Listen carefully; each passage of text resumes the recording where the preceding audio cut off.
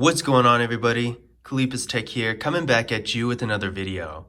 In this video, we're going to be taking a look at the Samsung Galaxy A03s and going over everything you need to know about this phone to help you decide whether or not it's the right one for you. So let's get into it. Now, this phone has a 6.5-inch PLS IPS LCD display with a resolution of 720p, a PPI of 270, an aspect ratio of 20:9, and a screen-to-body ratio of about 81.8%. So overall, I really do like this display. It has decently thin bezels and a nice modern look. Up here for the front-facing camera, we got a water drop notch, and this camera is 5 megapixels. As far as displays go, this is pretty standard. Most entry-level phones around this price range are going to have the same kind of display, around 6.5 inches, usually with a 720p resolution, and some sort of LCD display. So as far as the display goes, this phone really isn't anything out of the ordinary. Now, that being said, the display is a really good size. 6.5 inches is the standard these days for a reason. With the display of this size, you're going to get the benefits of having a larger display. So when you're streaming videos, viewing photos, browsing the web, reading, pretty much any type of content consumption, you're going to get a good experience overall. But at the same time, the phone is not going to be so large that it's uncomfortable to hold in your hand or carry in your pocket. So I would say that despite being nothing really new, this display is a really good one. In addition to just being good functionally, I do think this phone looks really nice. Like I said before, the bezels are really thin and it has a nice modern look. I'm typically not a huge fan of water drop notches, but with this phone, the notch really isn't too much, so I don't mind it. Now for storage, this phone has 32 gigabytes of internal storage with microSD card expansion. Be aware there is a version of this phone that has 64 gigabytes, but this specific phone in my hand does have 32. Now that being said, 32 really isn't a whole lot of storage, so that is really too bad. These days, apps, data, the system, pretty much everything is all taking up more and more space, so it's better to have more space. Maybe back in 2010,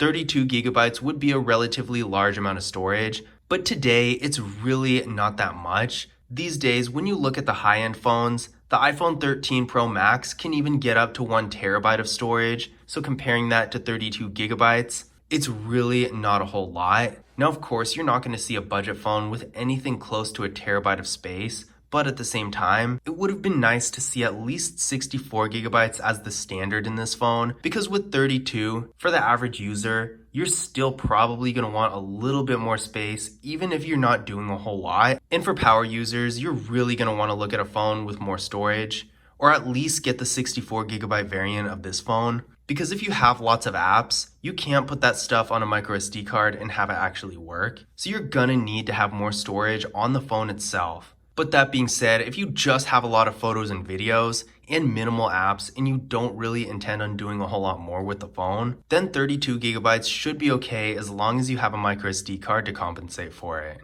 Now, there's no wireless charging with this phone, which isn't very surprising, but we do have both a fingerprint scanner and face unlock, so for security options, it's nice to see that this phone has both options, because in this price range, while some phones do have both, it's pretty common for them to only have a fingerprint scanner or only have face unlock. And for that matter, the iPhone 13 only has face unlock and no fingerprint scanner. So even flagship phones are sometimes limiting when it comes to security options. So it is nice that we get both options with this phone. Now the fingerprint scanner is right here on the power key. Really good spot for it. One of the most convenient spots in my opinion. So let's go ahead and see how well it works.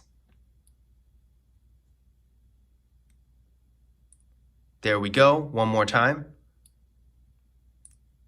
And there we go. As you can see, it's real fast and responsive. I had to almost double tap it that first time. It didn't quite read my finger as well as it should have. But on the second time, just as I was waking up the display, it read my fingerprint and immediately unlocked it. So that's really why I like the fingerprint scanner placement on the power key so much. Now taking a look at the rear camera setup here, we got a 13 megapixel main camera, a 2 megapixel macro camera, and a 2 megapixel depth sensing camera for portrait mode. So while there's no ultra wide camera, we still do get a decent setup here, and you're gonna get a good amount of features. This is a photo taken with the main camera of the phone. For an entry-level phone like this photo is actually really good. Like I usually expect with Samsung cameras, the colors look great, the lighting is good. I have really no complaints about this photo.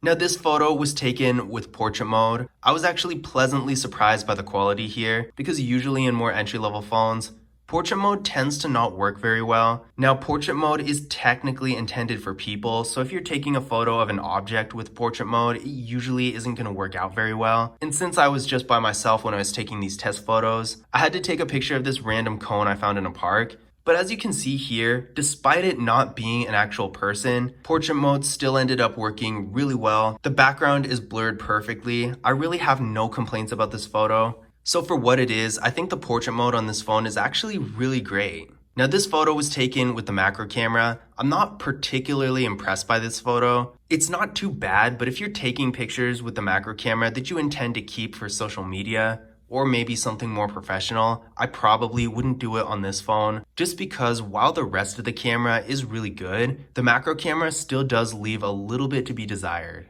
Overall, I do think the photo quality of this phone is really impressive, especially considering it's just an entry-level phone. Normally, I would say a phone like this isn't really usable for photos that you want to keep for social media and stuff like that. But honestly, with this phone, I could see it actually being used for that purpose. The photo quality in general, especially with portrait mode, is great. Now, I didn't get a chance to test it in low lighting, so I can't speak on how well it'll work there. But if the photos I did take were any indication, I do think the quality of the photos taken with this camera will be consistently good in most situations.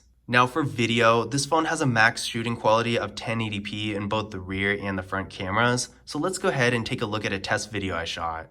So right now we're doing a quick video test with the Samsung Galaxy A03s. Right now we're shooting in 1080p at 30 frames per second. Also keep in mind what the audio quality sounds like.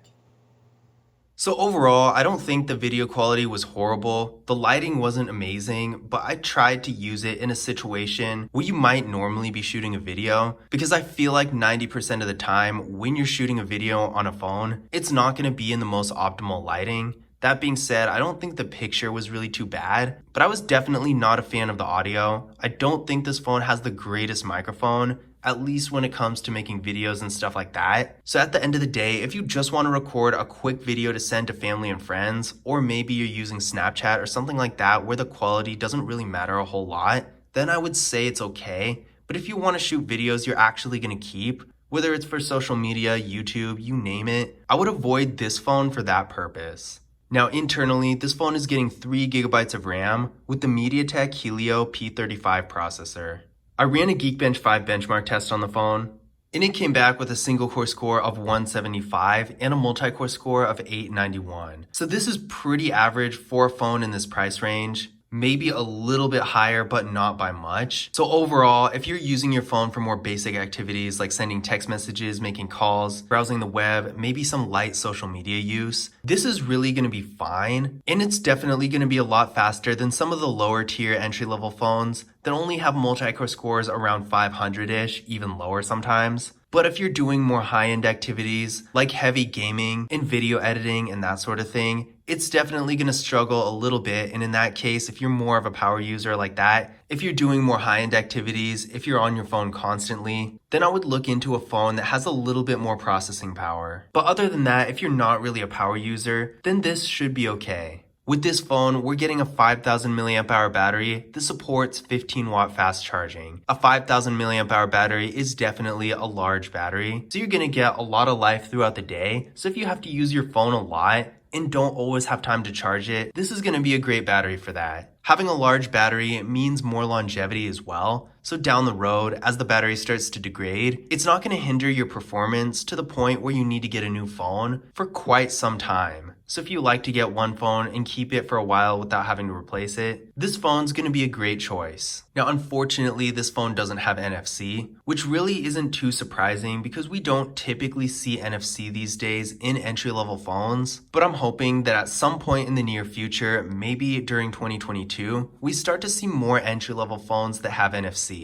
In case you don't know what it is, NFC is the technology behind contactless mobile payment services like Google Pay, Samsung Pay, Apple Pay, all that. And without NFC, you can't use those services. So unfortunately with this phone, that is the case. but all the same, it's not really a disadvantage in relation to this phone's price range because very few phones, if any, in this price range have NFC. So now that we've gone over some of the specs, let's take a closer look at the phone itself. On the left here, we got a slot for the SIM card and the micro SD card. On the bottom, we got a 3.5mm headphone jack, the microphone, a USB-C port, and the speaker. On the right, we got the power key that also doubles as a fingerprint scanner. On the top of the phone, we got a noise-canceling microphone. And on the back, we got our camera setup and our flash. And there's a Samsung logo right down here. Overall, I do think this phone looks really nice. I like this red finish. And compared to a lot of other entry-level phones, this phone feels a lot more premium. Overall, the build quality is really good, and it definitely feels like an improvement from the Samsung Galaxy A02s. So in conclusion, my final thoughts about the Samsung Galaxy A03s. For what it is, I do think this is a really good phone. It has a real nice looking display with thin bezels, a water drop notch that's not too intrusive, and overall, a nice modern look. I'm not a huge fan of the storage. While there is a 64GB variant, I do think that that should be the only variant. I really don't think that in 2021, almost 2022, we should have phones with 32GB of internal storage. It's just not enough. But I can at least appreciate the microSD card expansion and the fact that there is a 64GB variant. I do really like the fingerprint scanner, super convenient, easy to use, and it's real fast and responsive. The camera setup is also really good. I typically don't say this about phones in this price range. Usually at this level, you're only gonna find camera setups that are gonna be good for sending a couple pictures to friends and family, maybe Snapchat, stuff like that. But with this phone, except for the macro camera and the videos, the regular camera and portrait mode do work really well, and I think even if you're using the phone for social media, you can definitely get some real nice shots with this camera. The processor is really nothing special. It's not better or worse than the typical phone you'll find in this price range, but the battery is definitely really good. With a large battery like this and fast charging, even if you have a more mobile lifestyle where you're not going to be plugging in your phone all day, this battery is going to last you through it all. So overall, if you're only using your phone for basic activities like sending text messages, making calls, browsing the web, and some light social media use, and you're looking for a phone that can do all that really well, but also want to take a few nice pictures here and there, and prefer a phone that has great battery life, the Samsung Galaxy A03s is going to be a great choice. But I hope you guys enjoyed the video, and I hope you found this information useful as well. If you did, don't forget to leave a thumbs up and subscribe to the channel, and as always, I will see you in the next video.